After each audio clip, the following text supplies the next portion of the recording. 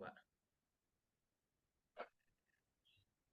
Bismillahirrahmanirrahim. Assalamualaikum warahmatullahi wabarakatuh. Selamat Waalaikumsalam pagi, warahmatullahi salam wabarakatuh. sejahtera. Salam Om Swastiastu, Namo Buddhaya, salam kebajikan. Yang saya hormati Al Mukarrom Bapak Agus Pramono yang telah menyempatkan dan berkenan untuk berbagi wawasan dan pengetahuan tentang bagaimana meningkatkan taraf hidup rakyat Indonesia melalui peningkatan sumber daya manusia. Beberapa hari yang lalu saya pernah menulis artikel bahwa di Banten itu khususnya ramai, beberapa hari yang lalu ramai bahwa Banten merupakan salah satu provinsi dengan pengangguran tertinggi. Itu saya riset-riset, ternyata alasannya pertama banyak pabrik yang direlokasi ke luar Banten, dan yang kedua adalah eh, masyarakat Banten cenderung tidak memiliki keterampilan, sehingga itu menjadi faktor penyebab banyak yang menganggur. Jadi tidak bisa memiliki daya saing. Perusahaan-perusahaan yang ada di Banten itu cenderung diisi oleh orang-orang luar Banten.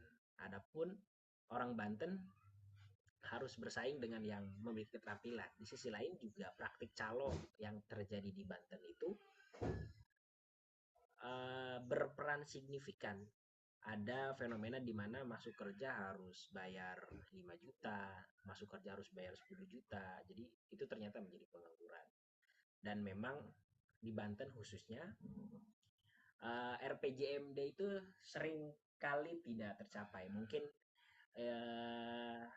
ini bagian daripada gambaran bagaimana Indonesia hari ini tidak jauh daripada Banten. Seperti itu. Mungkin Bapak bisa menjelaskan soal bagaimana meningkatkan strategi, kemudian kaitannya dengan Indonesia Emas 2045. Apakah targetnya nanti diundur? Apakah optimis 2025 itu Indonesia Emas atau mundur dari 2046 mungkin jadi Indonesia Emas ya? Seperti apa Pak? Baik, terima kasih Saudara Yofi Maulana. Assalamualaikum warahmatullahi wabarakatuh. Waalaikumsalam warahmatullahi wabarakatuh. Sebelum saya memulai, saya ingin menyapa dulu teman-teman Duta Teladan ini ya. Ada Ibu Puja Salsabila, ada Ibu Wardah Hanifah. Selamat sudah selesai dan lulus dan sah menjadi ST ya. Mudah-mudahan ke depan terwujud semua cita-citanya dan obsesinya untuk teman-teman Duta Teladan. Luar biasa.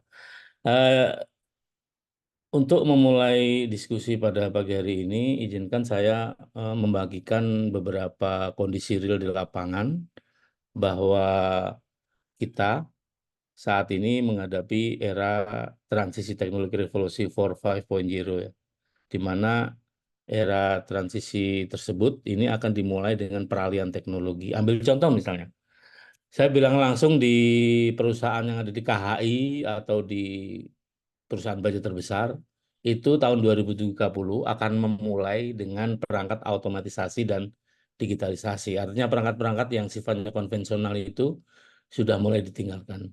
Jadi perangkat penunjang dari mesineri ataupun proses manufacturing itu sudah dipersiapkan semua.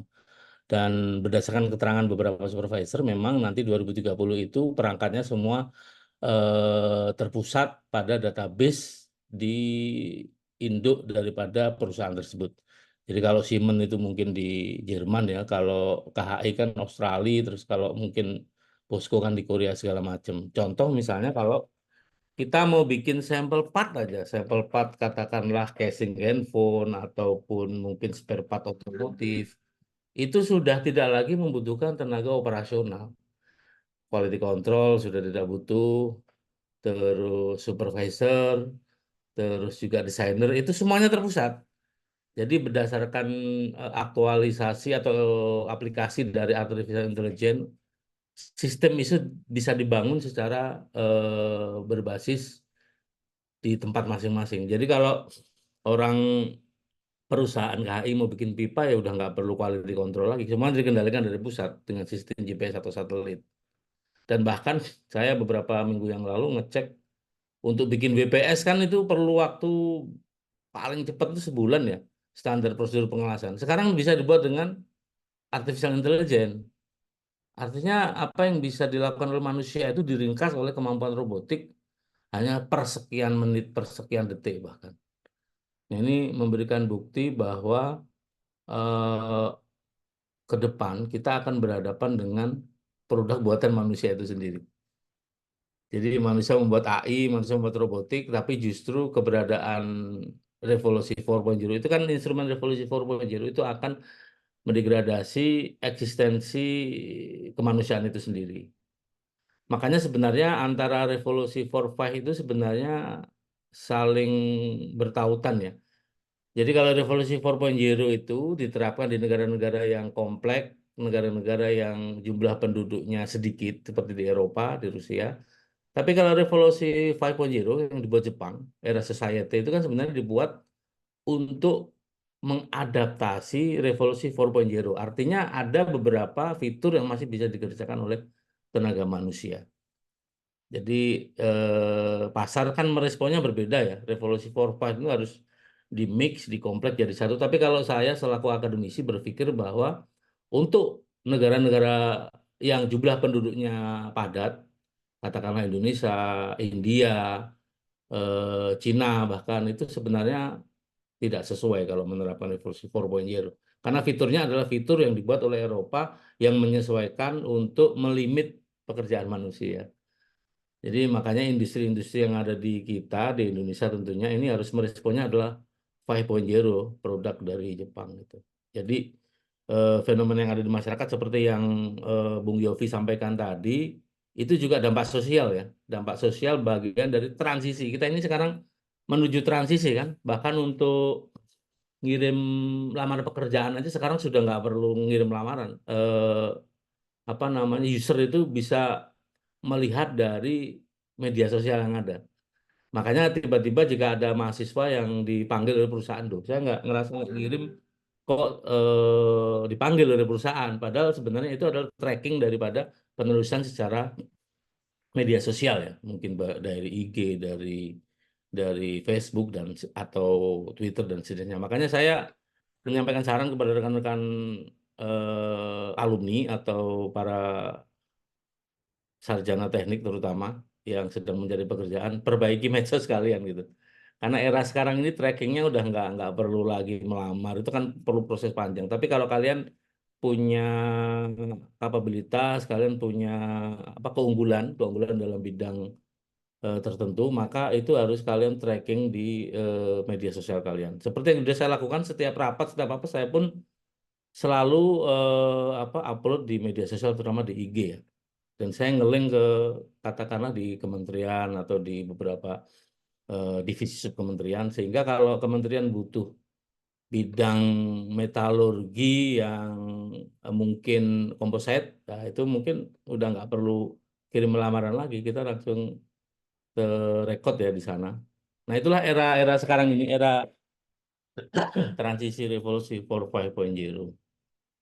Nah selebihnya apa yang akan terjadi jika kita atau pemerintah ataupun masyarakat salah merespon transisi revolusi 4.0.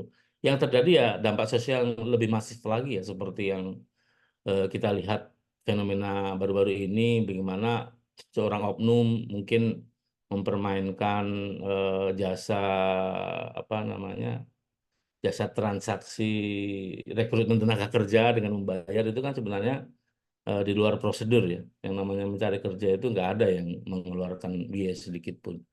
Nah, ini kalau nanti kita salah memilih transisi teknologi revolusi 4.0 yang terjadi lebih dahsyat lagi dampak sosialnya gitu. Jauh lebih dahsyat daripada apa yang terjadi sekarang ini.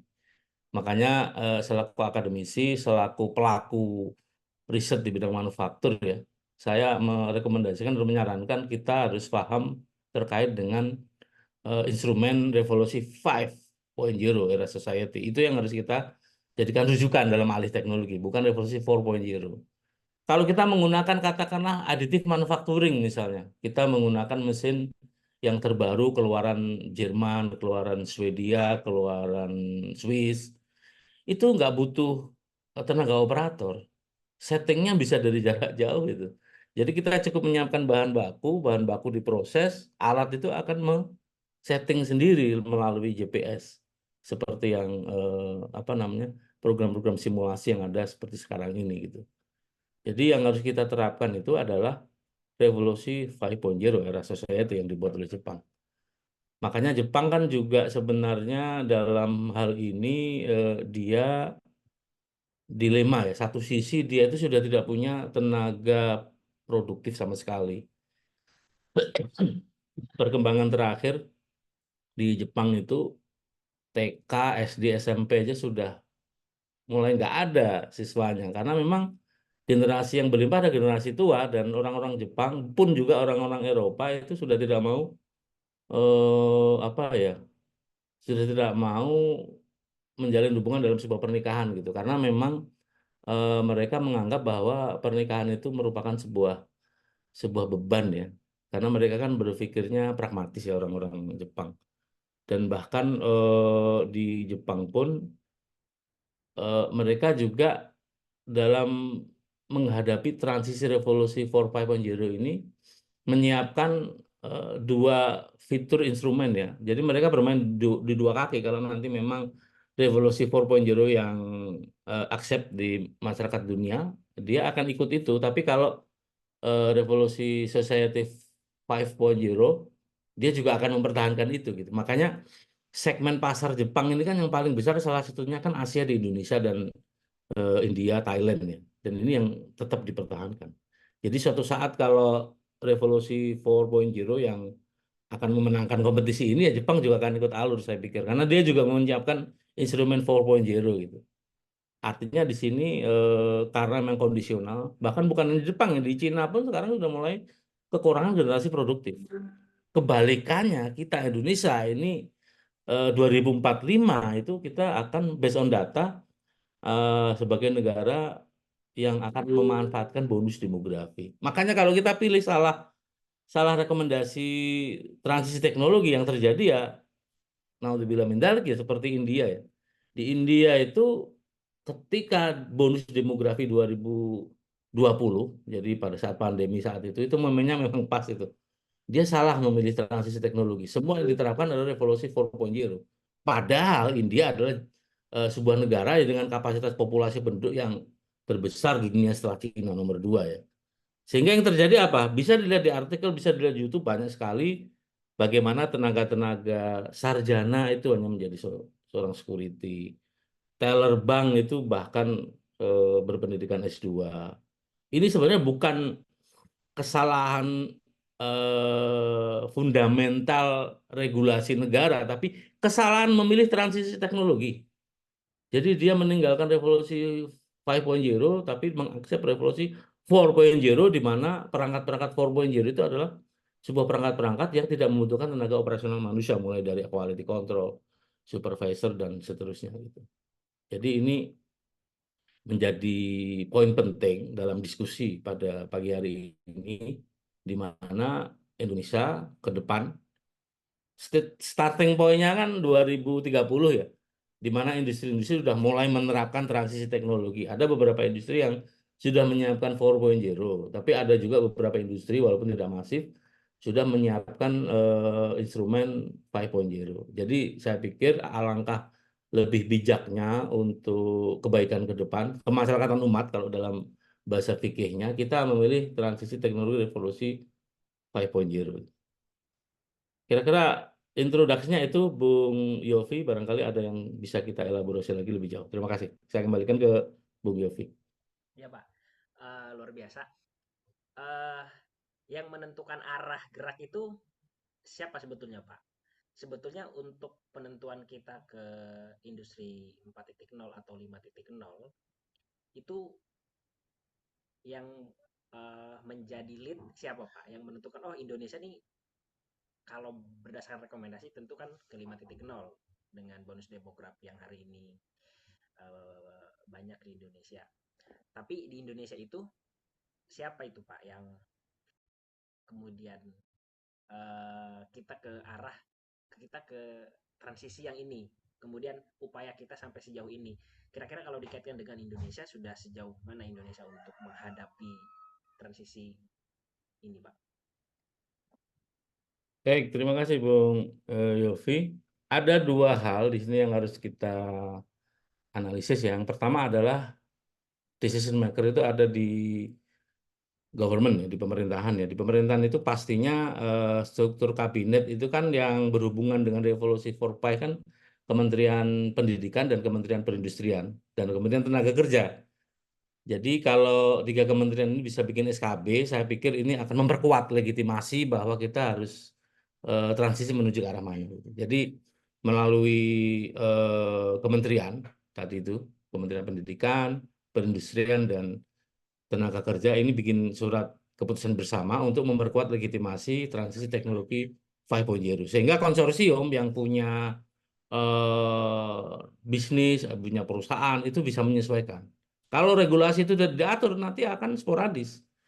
Ada industri yang ada industri yang konvensional bahkan ada. Jadi harus diatur itu regulasinya.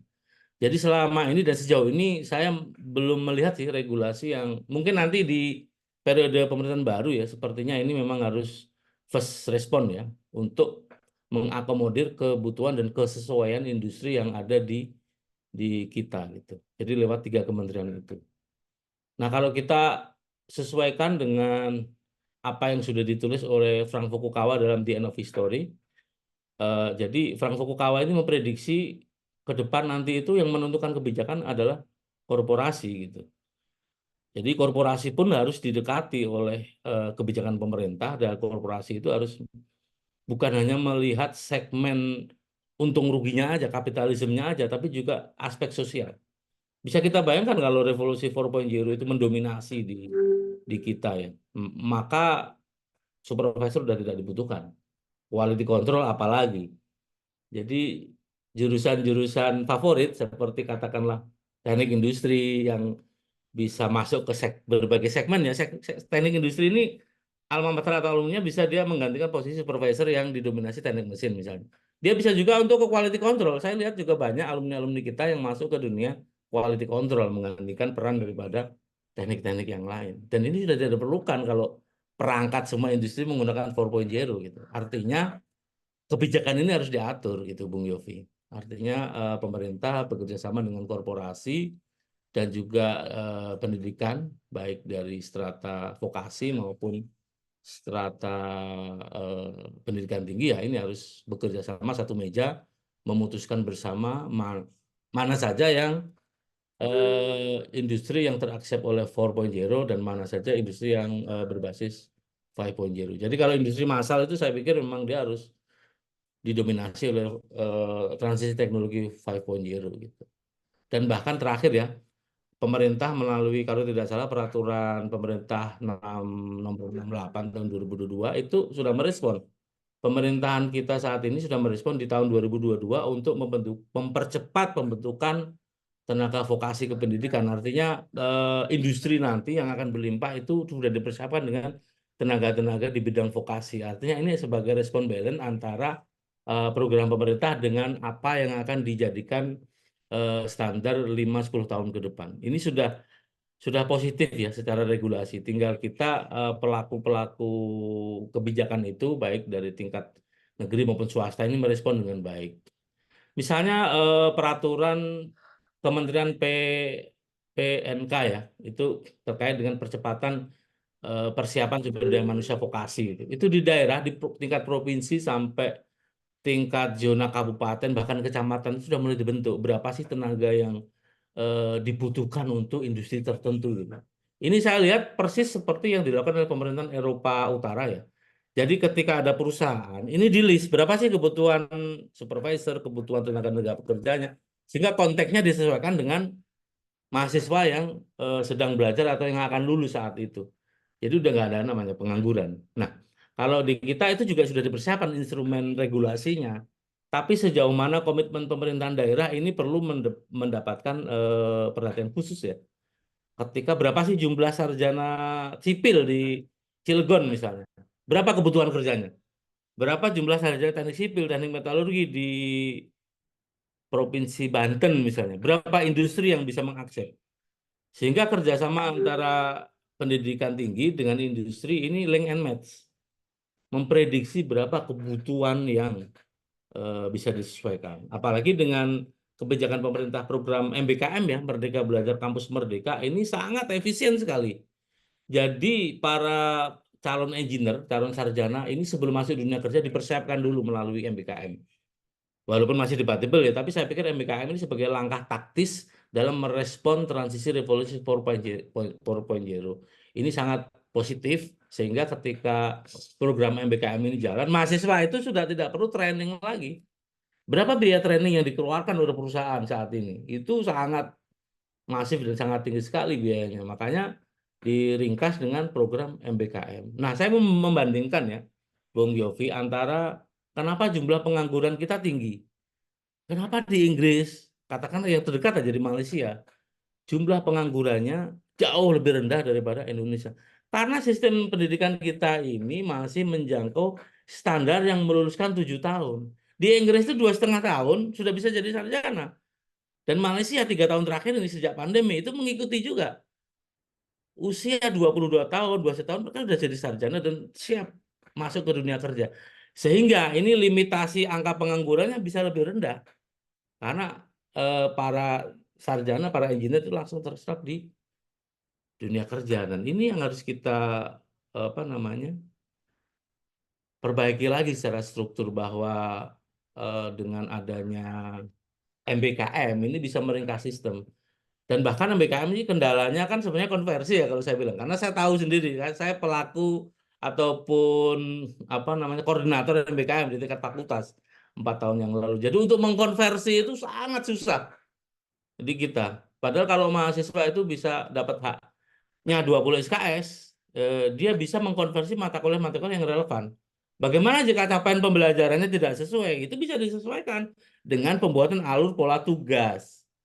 Katakanlah misalnya di mata kuliah yang hubungannya dengan produksi, ketika si mahasiswa ini MBKM dia tidak ada laju produksinya, ini kan bisa kontekstual menyesuaikan dengan referensi yang ada.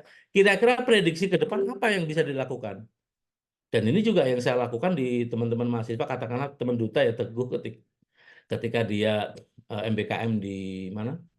Tenaris, di Tenaris itu kita bikin, saya ngusulin sebuah konsep di mana kalau revolusi 4.0 ini diterapkan di PT Tenaris, yaitu dengan mengubah sistem struktur produksinya yang dari era rolling konvensional menjadi rela advance, rela revolusi 4.0 yaitu safer plastic deformation. Kita buat simulasinya seperti itu.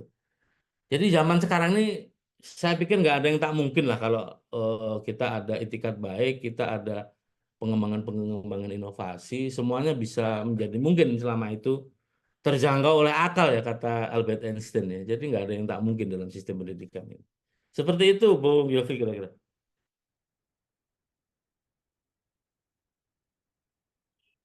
Ya, berarti sampai sejauh ini terintegrasi antara perusahaan dan pendidikan kerjasama berdasarkan capaian untuk bagaimana teman-teman mahasiswa bisa di dunia kerja belum semasif baru ada program-program seperti MBKM.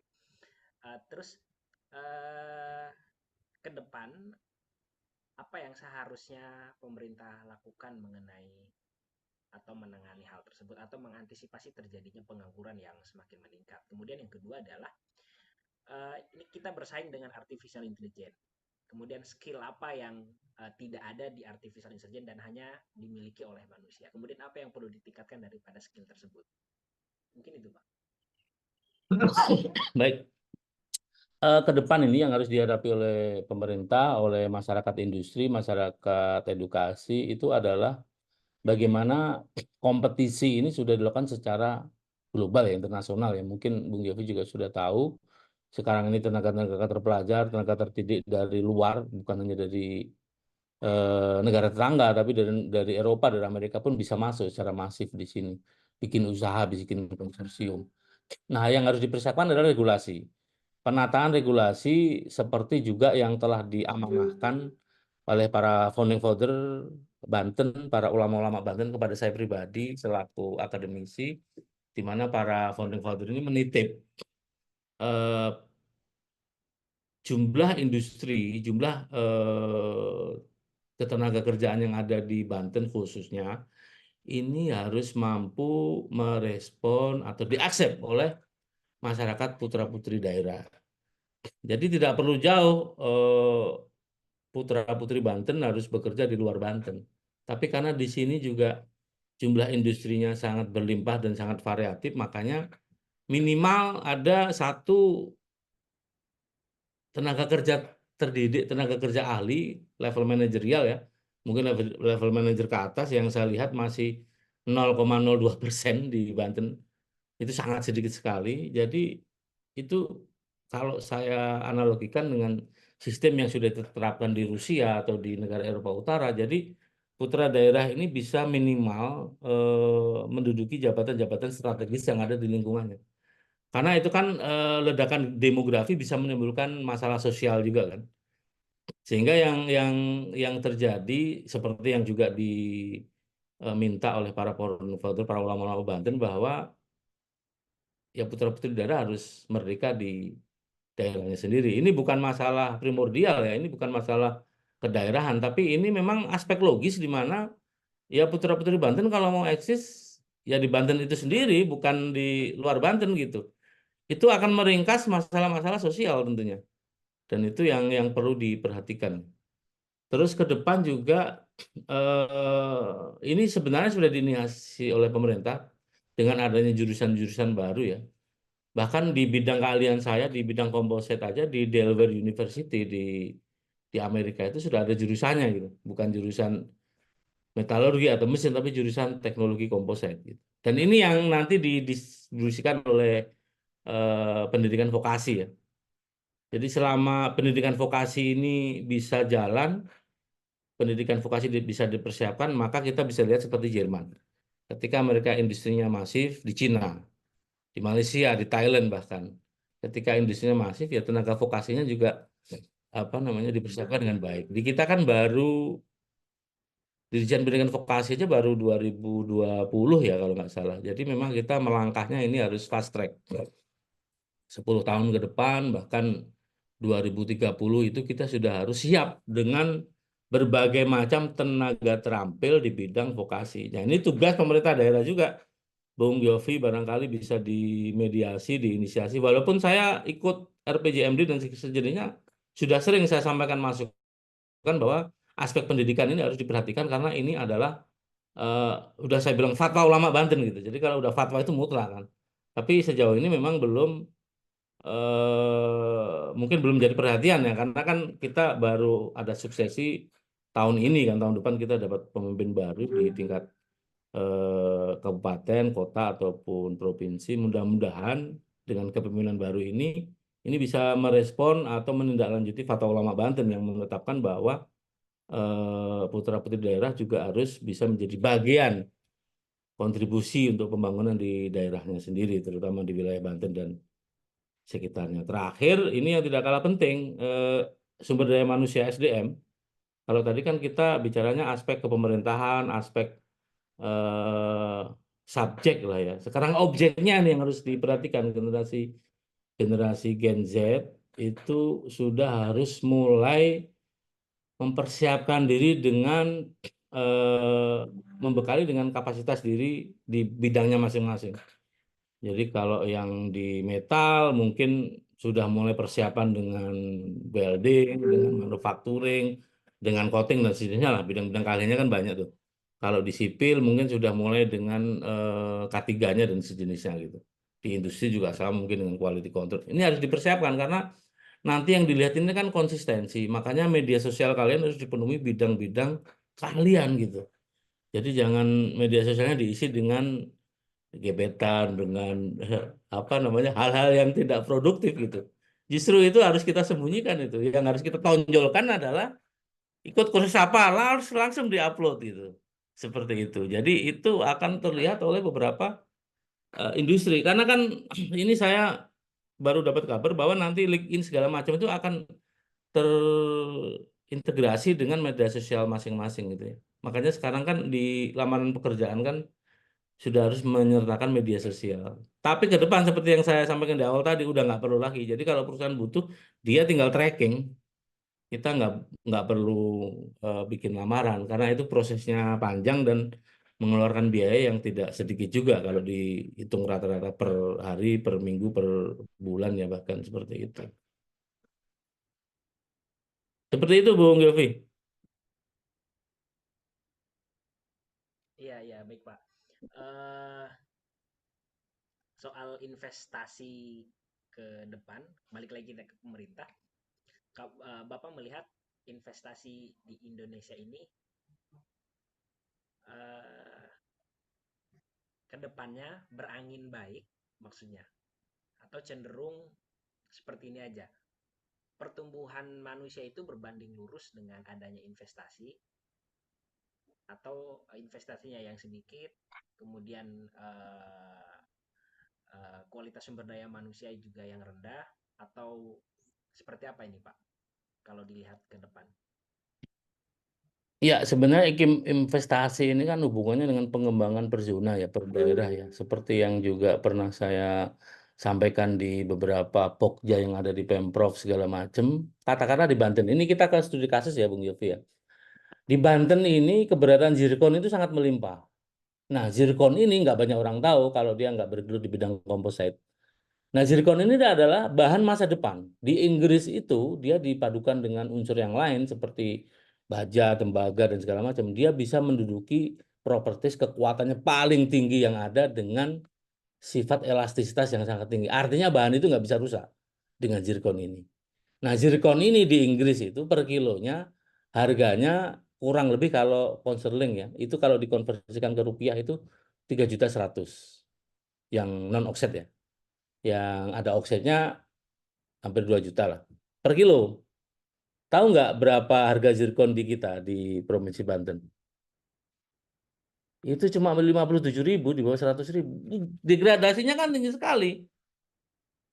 Nah ini kan pengembangan potensi daerah yang sebenarnya harus bisa diwujudkan dalam sebuah riset di mana nanti konsorsium ini bisa mengakomodir bagaimana bahan zirkon ini bisa diekspor ke Inggris, ke Eropa, ke Rusia, karena mereka nggak punya bahan biji zirkon. Satu. Yang kedua, misalnya di Lampung. Di Lampung itu dia ada bahan getah ya dari bahan karet itu, yang damar itu, yang cairan-cairan getah itu. Itu kalau diolah di Korea menjadi resin fenolik, itu harganya 1.700.000. Di kita cuma harganya berapa? 7.000 per kilo. Jadi kita ekspor 7.000 per kilo, di sana diolah jadi resin fenolik, dijualnya hampir 1.700. Itu tahun 2015.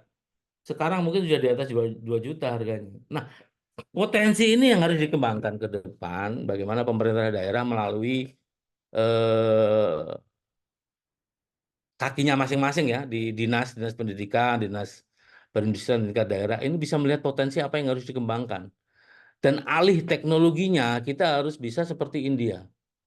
Jadi kalau di Korea itu ada bahan pengolah getah menjadi resin fenolik ya teknologinya harus ke sini juga, bukan hanya bahan mentah. Zirkon juga begitu, yang melimpah di kita, ini minimal transisi teknologinya juga harus kita pelajari di sini. Ada transfer teknologi yang bisa dijadikan bahan muatan riset, bahan muatan konsorsium dan sejenisnya. Sehingga kita bisa melihat potensi yang ada di daerah kita. Kalau untuk biji nikel ini kan sudah bagus ya, nggak boleh dijual dalam bahan mentah ya. Artinya diolah di sini dan ada transisi teknologi dari perusahaan-perusahaan yang ada di Cina ke kita dan kita jualnya juga bukan bahan mentah tapi bahan jadi gitu kan. Kita masih banyak sekali potensi yang harus kita kembangkan. Makanya melalui diskusi pada pagi hari ini, ya mudah-mudahan Bung Yofi bisa menjadikan rekomendasi untuk siapapun yang ada di decision maker bahwa di Banten ini harus ada pengelolaan atau pemetaan investasi potensi pengembangan daerah. Di Bayah, di Cikoto. Kemarin saya dari Bayah ya melihat potensi batu baranya yang juga masih melimpah luar biasa itu. Jadi ini harus menjadi tanggung jawab kita bersama gitu. Makanya saya pikir peran ulama ini memang harus dimaksimalkan ya. Peran ulama ini yaitu memberikan warning kepada masyarakat kalau terjadi hal-hal yang memang tidak sesuai dengan SOP katakanlah seperti itu. Jadi peran ulama menduduki peran yang eh, tertinggi ya. Kalau di Eropa, di Rusia kan ulama itu digantikan oleh akademisi gitu ya. Padahal akademisi dan ulama ini sebenarnya satu kesatuan. Kalau kita merujuk berbasis apa namanya pemahaman secara terminologi gitu ya. Ulama itu kan seorang yang ahli ilmu di bidangnya kan. Ilmuwan juga seorang yang ahli di bidangnya seperti itu. Jadi sebenarnya sama aja. Peran ulama, peran akademisi ini juga harus menjadi dominan ya ketika ada pengambilan keputusan yang berhubungan dengan decision maker baik di tingkat daerah maupun di tingkat provinsi maupun di tingkat nasional bahkan. Seperti itu Bang Yofi. Ya, baik Pak. Terima kasih, ini menarik ke peran akademisi. Kalau di Indonesia itu posisi peran akademisi dalam mengambil kebijakan itu ada di mana? Apakah sejauh ini pemerintah selalu mendengarkan saran dan masukan dari akademis, atau ada forum tersendiri yang memiliki wewenang dan tanggung jawab untuk memberikan rekomendasi, atau mungkin tidak didengarkan sama sekali nih? Apa kondisi kalau di Indonesia itu gimana Pak? Dia Saya melihat tergantung kepentingan sih ya. Kalau kepentingannya sesuai ya itu akan di-accept, diterima. Tapi kalau kepentingannya tidak sesuai ya hanya menjadi bahan rekomendasi saja. Di forum-forum katakan level Basul Masail sampai forum-forum apa namanya RPJMD bahkan diskusi publik segala macam, saya melihat ya tergantung kepentingan saat itu. Kalau kepentingannya sama itu akan diimplementasikan ya. Tapi kalau nggak sesuai kepentingan ya saya pikir menjadi bahan rekomendasi, bahan tinjauan ke depan gitu. Entah kapan itu diimplementasikan gitu. iya, iya, iya, sesuai dengan kepentingan. Oke, teman-teman di sini ada yang mau bertanya, mau didiskusikan. Barangkali ada yang mau bertanya. Ini Teguh hadir ini Pak Teguh. Oh ya, itu manajer saya itu, manajer M3. Jadi Teguh ini sudah menerapkan menuju transisi industri 5.0 ya Pak. Bagaimana di Tenaris? Mungkin Teguh bisa cerita bagaimana pengalaman Teguh waktu MBKM. Itu kan salah satu upaya pemerintah untuk Ya, meningkatkan, betul. ya, untuk meningkatkan uh, pengangguran, untuk meningkatkan taraf hidup melalui implementasi keterampilan. Mungkin Teguh bisa cerita gimana soal magang kemarin. Paling sedikit aja Bang ya. Ya. Kemarin kan saya magang bulan apa ya? Maret kalau nggak salah. Sorry, bulan September sampai Maret 2024. Nah itu baik banget sih Bang, experience yang didapat juga salah satunya ya cara kita berkomunikasi dengan orang tentunya ya. Karena kan kita komunikasi di industri itu orangnya punya karakter dan sikap yang beda-beda. Jadi kita harus apa ya tahu gitu sudut pandang mereka tentang saya ataupun tentang yang mereka utarakan tuh seperti apa. Nah, yang pertama saya lakukan sih ya saya harus bisa menjalin komunikasi dulu dengan baik di industri tersebut, baru saya enak gitu untuk menjalankan magang saya di sana. Nah, untuk skill yang memang harus dimiliki sih pertama bener banget deh Bang ya. Jadi di sana tuh kemarin eh, rencananya kan di line Doples ya, saya di line Doples tuh ada semacamnya apa ya, degreasing atau pembersihan pipa ya sebelum diproses. Nah itu kan masih menggunakan tenaga manusia tuh Bang ya, masih menggunakan tenaga tangan lah gitu untuk membersihkannya, menggunakan spons terus dibersihkan si apa kulir si pipanya itu. Nah, itu tuh ada rencana juga dari pimpinan perusahaannya bahwasanya untuk proses degreasing atau pembersihan pipa itu sebelum melakukannya doples itu diganti dengan tenaga mesin. Jadi ya pertama untuk reduce cost juga itu perusahaan tuh pasti ngelihat apa ya bagaimana cara mengurangi apa pengeluaran gitu, tapi banyak pemasukan gitu. Nah itu salah satunya dengan mengurangi apa manpower lah gitu di lain tersebut. Nah ada rencana bahwasanya orang tersebut akan diganti kan dengan mesin gitu agar mengurangi reduce cost tersebut. Nah, maka dari itu ya bagaimana cara kita untuk terus up skill kita ya dengan cara kita mengikuti apa ya pelatihan-pelatihan mungkin ya tentang bagaimana jadi operator gitu ataupun ya intinya lah yang bisa mengikuti perkembangan zaman mungkin itu sih Bang. Iya, iya, iya, iya. Ya, intinya meningkatkan pelatihan. Pelatihan ya. Pak, saya ada satu pertanyaan lagi. Eh, di tingkat SMA atau SMK, SMK memiliki fokus terhadap kejuruan, keterampilan. Namun fakta di lapangan, saya pernah ngobrol dengan salah satu guru SMK, ternyata pengangguran banyak disumbang oleh alumni SMK, salah satunya. Nah, eh, pertama kenapa itu bisa terjadi? Dan yang kedua, ataukah mungkin itu ada kesalahan sistem atau mungkin tidak terjadinya kerjasama yang baik antara industri dan pendidikan sehingga lulusannya tidak bisa ditampung atau lulusannya tidak memiliki keterampilan yang dibutuhkan. Kira-kira kalau fenomena itu di Indonesia itu seperti apa, Pak? Ya, baik. Yang pertama yang harus kita analisis adalah database itu dari Badan Pusat Statistik ya, di mana BPS ini tidak bekerja sama langsung dengan dinas terkait, baik SMK maupun dinas-dinas pendidikan. Sehingga yang terekod itu adalah jumlah siswa yang bekerja secara formal. Dan ini pernah juga saya diskusikan dengan beberapa kepala sekolah di lingkup Banten ya, Banten dan Jakarta. Jadi siswa yang dia wirausaha misalnya bikin bengkel sehari penghasilannya 100 sampai 300 ribu per bulan kan itu di atas standar UMR sebenarnya kan. Ini sebenarnya juga harusnya masuk ke pekerja. Nah, database ini yang belum terekod oleh BPS. Jadi BPS ini nyatetnya masih eh, formal aja yang bekerja di industri perusahaan dan segala macam dan sejenisnya. Nah, untuk ke depan ini seyogyanya data-data seperti wirausaha itu terekod juga masuk klaster daripada dunia usaha atau dunia kerja gitu ya.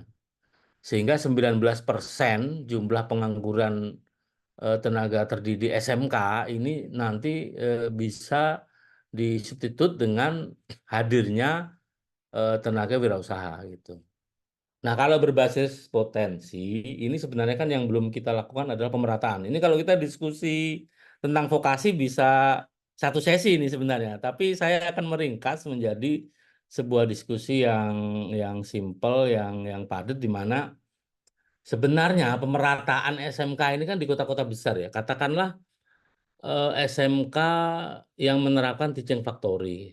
SMK yang menerapkan teaching factory ini hanya ada di kota-kota besar yang hubungannya dengan industri. Bagaimana dengan SMK yang katakanlah ada di wilayah Bayah misalnya, atau ada di wilayah Cilengsi, atau ada di wilayah yang tidak ada industrinya. Ini kan tidak ada terjadi pemerataan. Makanya yang kita kembangkan adalah pengembangan potensi daerah tadi. Kemarin saya diskusi dengan salah satu camat yang ada di Cibarusah yang ada di daerah dekat Bayah itu provinsinya Banten tapi sorry dia banyak SMK-nya di Sukabumi gitu karena memang belum ada SMK favorit di sana.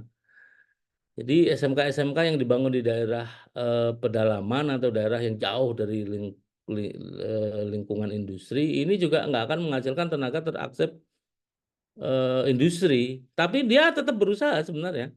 Ada yang menjadi montir, buka bengkel, terus menjadi tenaga retail segala macam. Artinya mereka tetap punya penghasilan.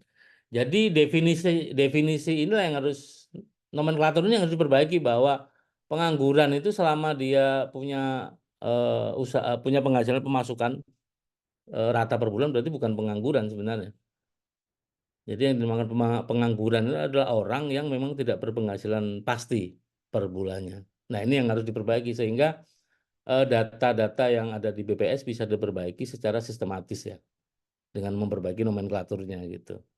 Mungkin kalau ini diperbaiki di Dinas Dirjen Pendidikan Vokasi nanti juga akan bisa memperbaiki apa namanya data-data pengangguran itu gitu.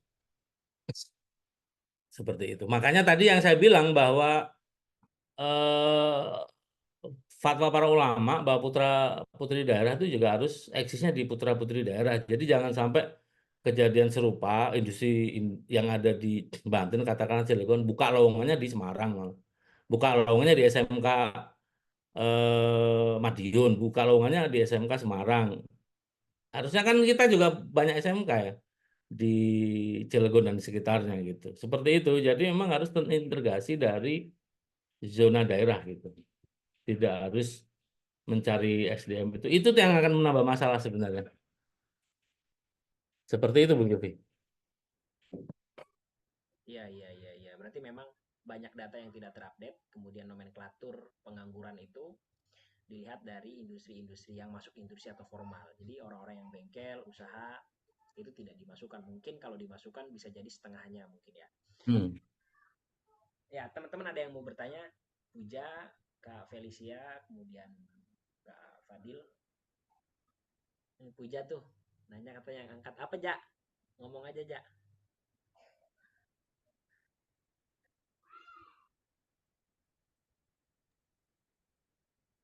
Halo, Assalamualaikum, Bapak. Waalaikumsalam, Ibu Puja.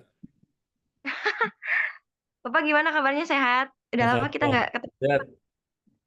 Sekarang di mana Ah, Ibu Puja, posisi? saya di rumah sekarang, Bapak. Oke. Udah. Jadi kita lagi punya rencana bangun bisnis Pak, bareng teman-teman. Karena dirasa udah cukup bekerja di perusahaan sebelumnya, udah cukup hal yang bisa kita dapetin. Jadi saya memutuskan untuk coba gali potensi saya di bidang yang lain kayak gitu, karena dirasa kayaknya ada potensi saya yang perlu dimakan dan dijadikan sebuah bisnis gitu, Pak. Saya mau tanya, Pak, tanya perihal di zaman ini kan kita sebagai generasi, baik itu generasi Z, generasi milenial dan generasi seterusnya, itu kan mengalami banyak perubahan yang signifikan dan cepat ya, Pak, perubahan itu. Apalagi terkait tadi teknologi, informasi dan lainnya itu banyak sekali yang dapatkan gitu, mudah melalui media sosial. Nah, apa sih yang perlu kita miliki atau dasar pengetahuan yang universal yang perlu kita ketahui miliki sebagai generasi yang hidup di zaman pertama itu, kedua melihat dari lingkungan, lihat dari audiens media sosial saya, itu rata-rata orang-orang di mana tipikal orangnya itu yang nggak mau belajar, nggak mau tahu, dan nggak mau pusing, Pak. Jadi kayak dia menjalani hidup let it flow aja gitu, ya mengalir aja lah sebagaimana mestinya gitu, tidak ada jiwa-jiwa kompetensi dan yang lainnya gitu. Nah, apa sih yang harus kita miliki sebagai peran, apalagi kita kan sebagai saya sendiri dan Teguh itu kan memiliki background duta, yang mana duta itu kan memiliki jiwa-jiwa mempengaruhi orang lah gitu. Bagaimana apa sih yang harus kita miliki dan apa yang harus kita lakukan sebagai orang yang sekiranya memiliki suara untuk didengar oleh orang-orang gitu. Bisa mengaruhi orang-orang untuk melakukan hal yang lebih positif.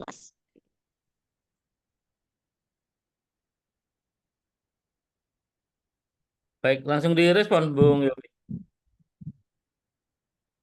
Ya, respon, Pak. Oke. Yang pertama, apa yang harus kita miliki sebagai generasi milenial, generasi Gen Z, dan seterusnya? Sebenarnya kita harus mengenal proses ya. Artinya dari setiap aktivitas yang kita jalankan, kita harus bisa menikmati dengan berproses itu. Makanya pengalaman-pengalaman itu membentuk karakter kita. Katakanlah misalnya Teguh, ketika dia mendapatkan masalah di MBKM, susah mendapat tanda tangan segala macam, itu sebenarnya adalah proses pendewasaan. Mentalnya itu dibentuk. Jadi nanti kalau mendapatkan hal yang serupa, dia sudah bisa melewatinya.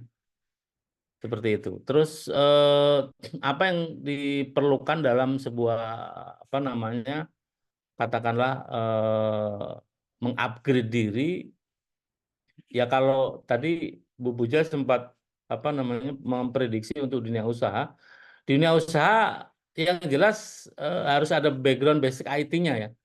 Jadi marketplace, terus kalau itu hubungannya dengan jual beli atau hubungannya dengan konsumen, dia harus punya apa namanya web rumah produksi yang memperkenalkan produknya, atau basicnya ya IT sebenarnya yang harus dipersiapkan.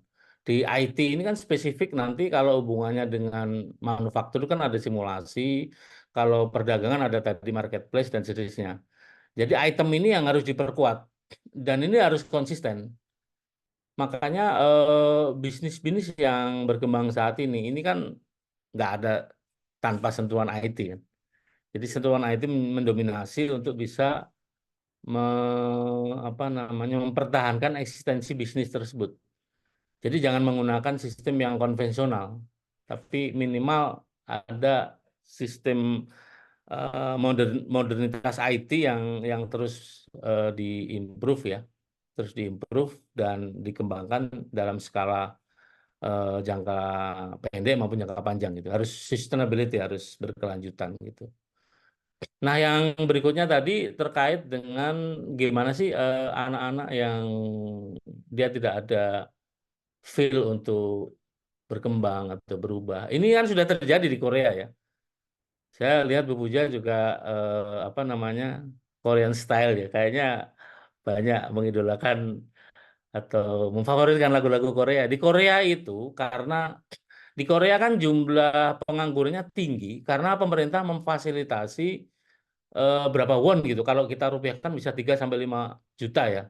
Apa sumbangan ke pemuda yang tidak melanjutkan kuliah atau tidak punya sektor pekerjaan. Makanya para pemuda lebih memilih vakum, para pemuda lebih memilih untuk menikmati hidup ya. Kalau malam ke kafe, pagi pagi tidur gitu. Dan ini juga terjadi di mana-mana. Saya lihat di Perancis, bahkan selain di Korea ya, di Jepang sudah mulai juga walaupun nggak banyak jumlah tenaga produktifnya. Nah, di kita itu sudah mulai terjadi antipati terhadap generasi online. Kemarin bahkan 3 kali saya mendapatkan apa namanya respon dari salah satunya adalah asesor Ban PT Pak Sigit ya, yang orang UGM itu. Dia bilang bahwa sudah ada banyak industri yang menghindari generasi online angkatan 2020, iya 2020 sampai 2023. Jadi karakter secara kolektif anak 2023 generasi yang dibentuk secara online ini nggak tahan banting. Jadi kalau dikasih tahu selalu defend. Kalau dikasih pekerjaan tinggi selalu mengeluh. Maunya pekerjaan sesuai dengan keinginan dia, kemampuan dia.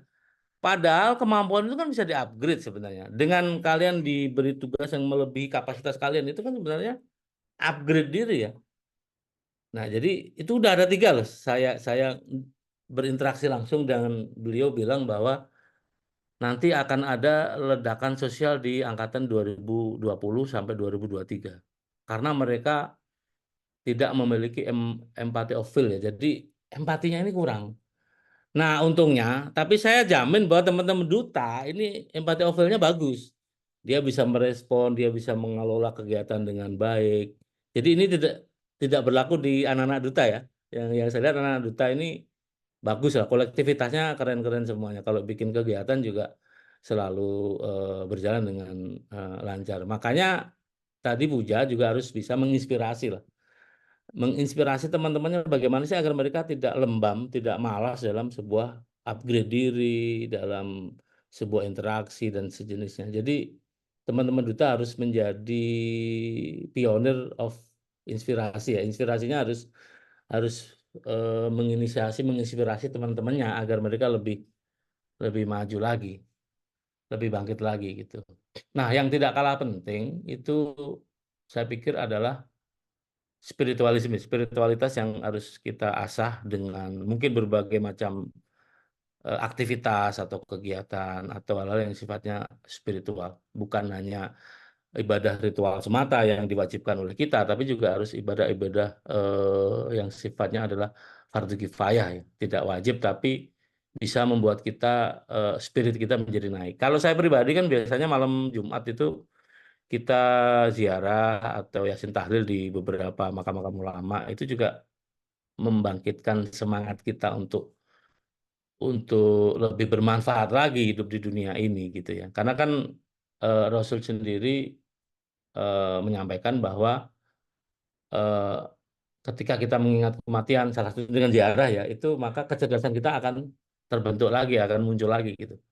Nah, mungkin Ibu Puja dan yang lain bisa memanfaatkan dengan hal-hal yang lain, sifatnya tidak harus apa namanya ziarah dan segala macam. Bisa sifat-sifatnya yang meningkatkan spiritual dan itu sesuai dengan apa yang rekan-rekan mahasiswa semuanya sudah lakukan di awal gitu.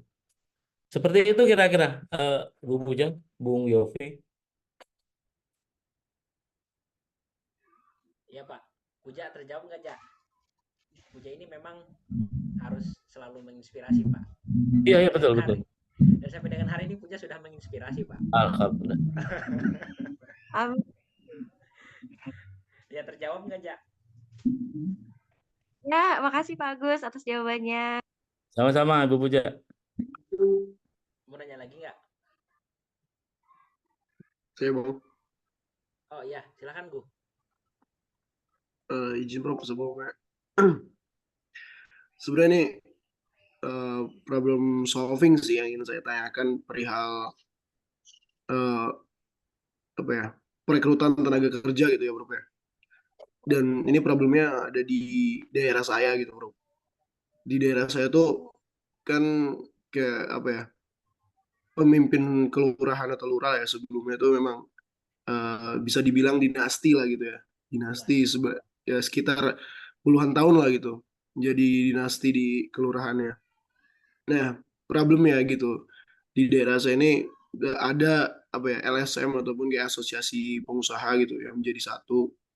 Nah, itu kayak semacamnya apa ya? Jadi anak-anak muda di sini nih ingin masuk kerja gitu misal contohnya. Nah, itu harus melewati ya lembaga tersebut dulu gitu untuk di ACC-nya. Nah, terus juga kemarin saya juga kan habis diskusi juga sama kayak lurah yang ada di sini. Nah, problemnya tuh dia udah apa ya, kayak ngumpulin berbagai perusahaan, terus juga ingin memasukkan nih pengangguran-pengangguran ataupun yang habis lulusan-lulusan SMK ataupun SMA yang ada di daerah saya ini untuk masuk.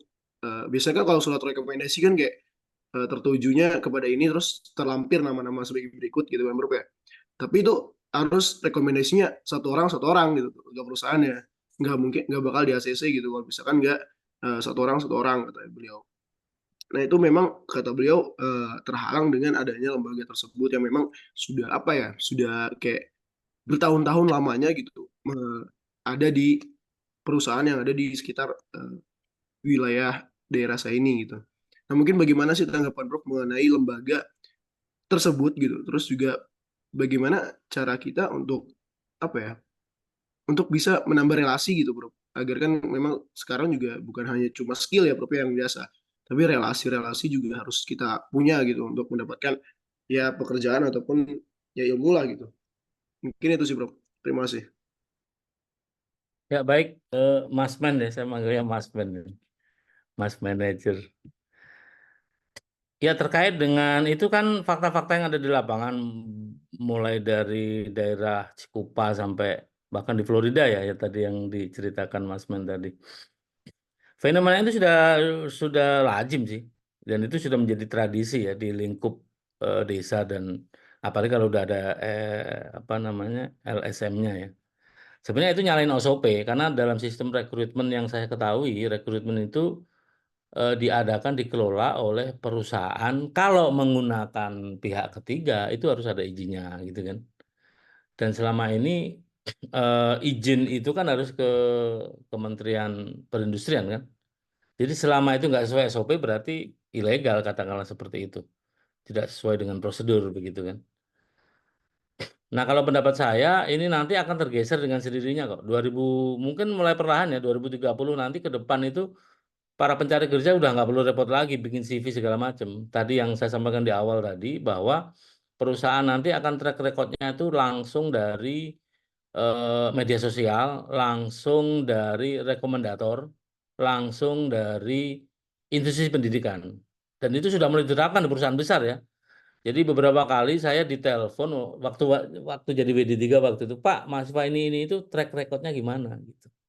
Dari situ ada udah cukup. Karena IP-nya bagus, saya lihat, tapi dia nggak ada organisasi gitu.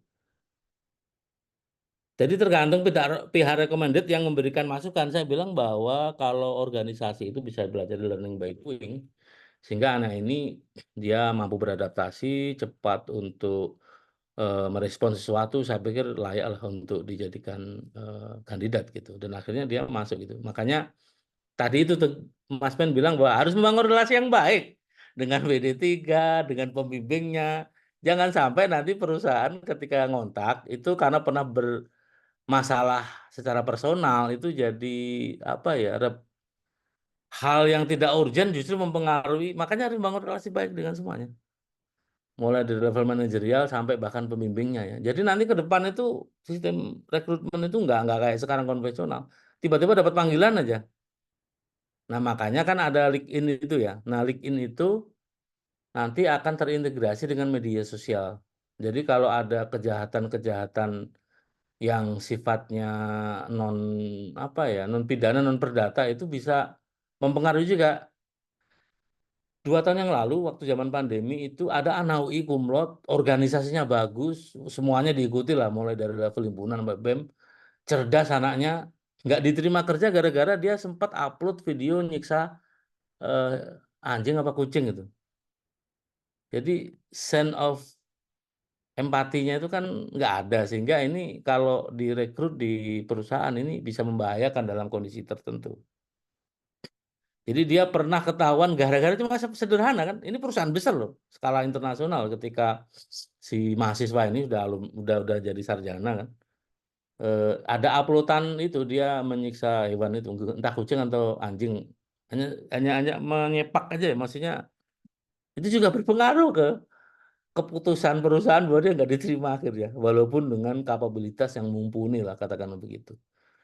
Jadi makanya benar saya sepakat juga tadi Mas Men bilang bahwa networking itu penting. Networking itu artinya silaturahmi, jangan sampai ada masalah-masalah personal yang menghambat atau mengganggu hubungan kita ke depan di dunia kerja. Jadi jangan khawatir Mas Men, kondisi seperti itu tuh ya 3-4 tahun lagi sudah akan berubah kok.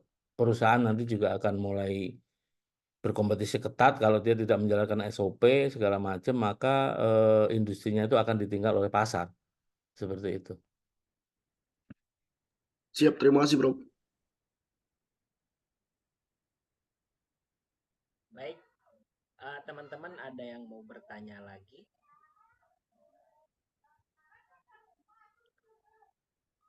Kak Felicia, Kak Fadil.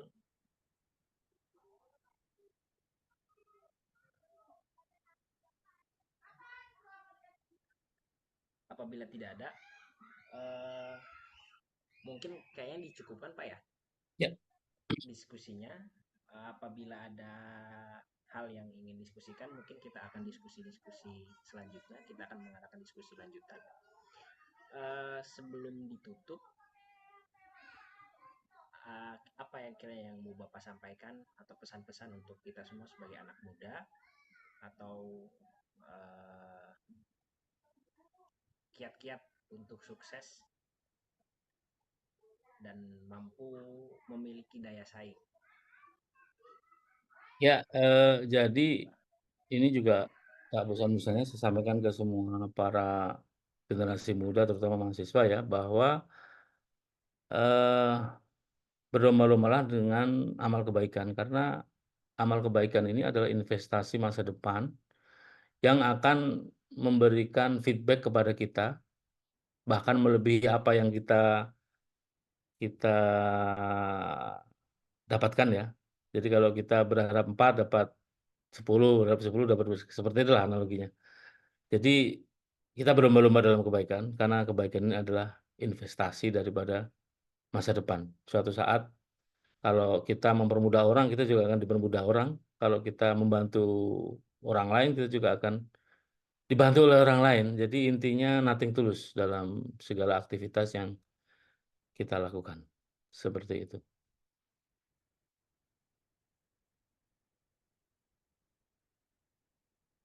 Baik Pak, terima kasih banyak. Jadi poin pentingnya adalah tetap menjaga hubungan baik, kemudian jangan pernah kalau tetap menjaga hubungan baik, karena itu selain sebagai tugas manusia, juga memang fitrahnya manusia, karena kita sebagai makhluk sosial. Gitu ya Pak.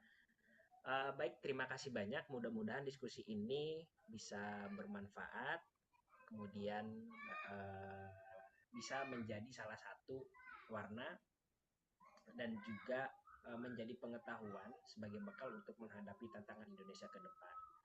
Mudah-mudahan Indonesia 2045 positif bisa terwujud. Kalau bisa mungkin, kalau tidak bisa mungkin mundur targetnya jadi 2046 gitu kan, mundur 1 tahun.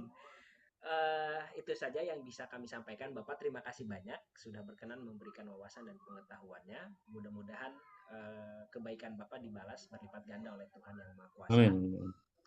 Dan kita semua selalu ada dalam lindungan Tuhan. Terima kasih banyak. Semoga kita bertemu di momen berikutnya. Mudah-mudahan ini bisa bermanfaat. Sekali lagi terima kasih banyak. Mohon maaf apabila ada kata-kata yang salah atau diskusi yang kurang begitu, atau dari saya yang salah-salah kata atau yang lainnya. Terima kasih banyak. Sampai jumpa di diskusi berikutnya. Terima kasih banyak Bapak semuanya, teman-teman. Sama-sama, Bung Yofi, Ibu Puja, Mas Men. Terima kasih, Bang.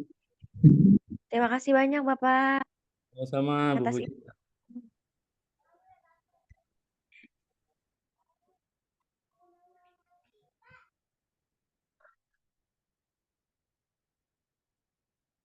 Saya izin live ya, Bung Yofi. Udah dimut. Ya Bapak, terima kasih Pak. Oke, Nanti, sama-sama. ya, sertifikat menyusul Pak. Ya. Oh ya, sip. Ya. Nanti di rekamannya di-upload ya? Ya, rekaman diupload ke YouTube Pak. Oke, sip. Nanti dikirim aja linknya. Ya, siap Pak. Oke, Terima kasih, sampai Pak. ketemu lagi. Waalaikumsalam. Ya, Pak. Waalaikumsalam.